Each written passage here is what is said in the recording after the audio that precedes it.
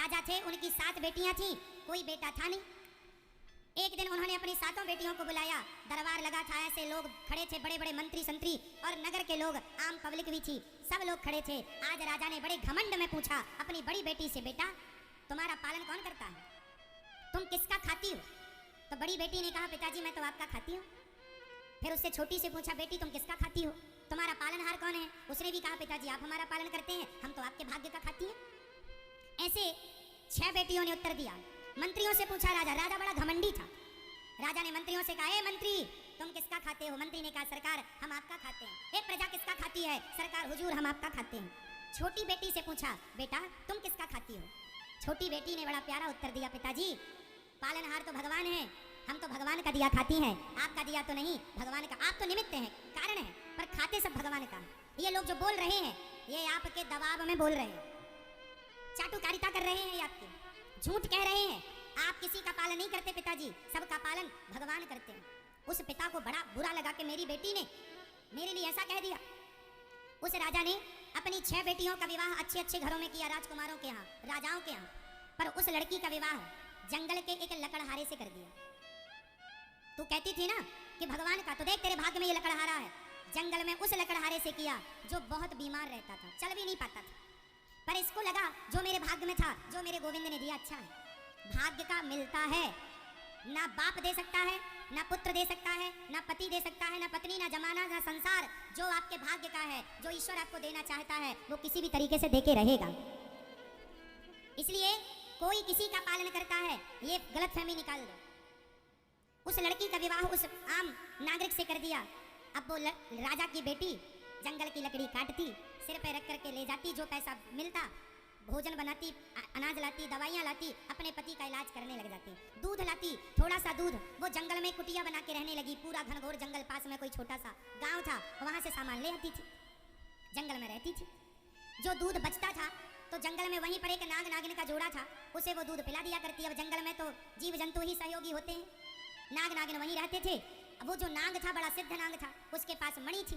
उस नाग ने कहा कि इसके पास यदि ये धन आ जाए गड़कड़हारा, वो भी स्वस्थ हो गया, सुंदर हो गए, नगर बसाया, दिन रात वो अन्न क्षेत्र चलाते, दरबार में कोई आए सबको पेट भर भोजन। बरसों बाद एक दिन वो अन्न दान कर रही थी, तो उसने देखा कि सबसे पीछे लाइन में उसका बूढ़ा बाप खड़ा था, पीछे पीछे खड़ी थी।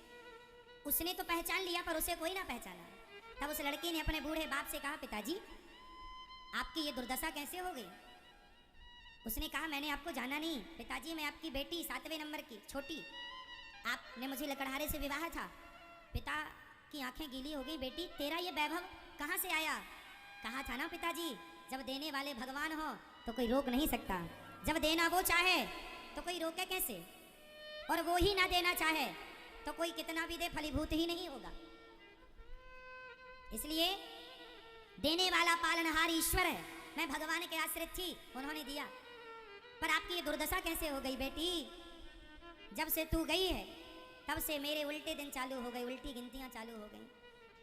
अन्य राजाओं ने हमला कर दिया, सारा राज्य छीन लिया, ये बेटियों के भी घर बिगड़ गए, और ये आज दर दर की ठोकर हम लोग खा रहे हैं। सुना कि यहाँ भोजन मिलता है, सो भोजन करने आए, सब बर्बाद हो चुका है। जो अभिमान में रहता है वो बर्बाद होता है, और जो भगवान के भरोसे रहता है वो सदा आबाद रहता है, सदा खुश रहता है। इसलिए अभिमान इस चीज का ना हो कि मेरे पास ये है, मैं ये हूँ। अरे भगवान चाह रहे हैं इसलिए मैं कुछ हूँ, वो नहीं चाहेंगे तो निकाल बाहर करेंगे। इसलिए जो आपके पास पैसा है, पद है, वह तुम्हारा नहीं है, ईश्वर ने तुम्हें दे रखा है। छीनने में भी देर कहाँ लगती है? कितने लोगों के पद, प्रतिष्ठा, धन चुटकियों में छिन जाते हैं, हाँ या ना? ईश्वर का न्याय सबसे अलग है। इसलिए संसार के ना बनो, भगवान के बनो। अभिमान किस चीज का? आज मैं आपको आपकी औकात दिखाता हूँ। आदमी को घमंड क्यों आता है? व्यक्ति अभिमान इसलिए करता है क्योंकि वो अपनी औकात भूल जाता है। यदि आदमी अपनी औकात ना भूले तो घमंड कभी नहीं आएगा। मुझे अपनी औकात पता है, इसलिए मैं कभी अभिमान नहीं करता। शायद आपको भी पता हो, शायद कुछ भूल गए हो, तो चलो याद दिला देता हूँ। हमारी औकात क्या है समझिएगा। आज आप कितने भी बड़े आलीशान महलों में रहते हो, गद्दों में सोते हो, बड़े से बड़े महंगे से महंगी गाड़ियों में आप चलते हैं, लेकिन सच्चाई ये नहीं है कि आप बड़े महल में रहते हैं, बड़ी गाड़ी में घूमते हैं, बड़ा नाम है। सच्चाई ये है कि एक दिन आपको बड़ी गाड़ी से निकलकर 4 कंधों की गाड़ी में आना पड़ेगा, जिसे कहते हैं अर्थी। अर्थी पे आपको लेटना पड़ेगा और वहाँ आपको लोग उठाकर ले जाएंगे। कितने भी महंगे गद्दे में अभी सोते हो, पर आखिरी में एक लकड़ी की ही सैया तैयार होती है हमारे आपके लिए, जिसे चिता कहते हैं। और व्यक्ति जो बड़ा अभिमान करता था, मैं ये मैं वो जल करके बन गया मुट्ठी भर राख। और एक बात बताऊं, जब आदमी जलकर राख बनता है तो उसकी पूरी राख एक 50 रुपए के घड़े में आ जाती है। कितने रुपए के घड़े में? सिर्फ 50 रुपए के घड़े में आपकी पूरी राख आ जाती है। और राख कितने किलो निकलती है? लगभग 1 किलो, कुछ कम ज्यादा।